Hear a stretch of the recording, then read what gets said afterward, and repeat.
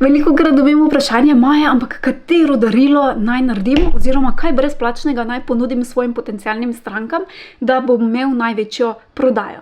In to je seveda super vprašanje, ki ga ima lahko veliko podjetnikov pa podjetnic, ampak moje mnenje je, da ne obstaja nekaj univerzalnega, ampak da je v bistvu to darilo, ki ga ponudimo svojim potencialnim strankam, odvisno od našega brenda. Pri nekaterih bo delovalo PDF, pri drugih bo deloval video in tako naprej.